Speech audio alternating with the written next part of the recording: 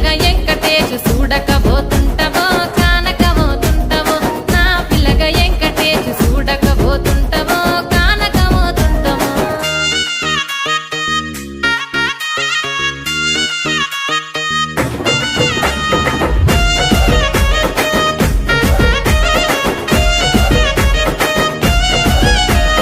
మన ఊరిలో నన్ను మించే అందమెవరికున్నదో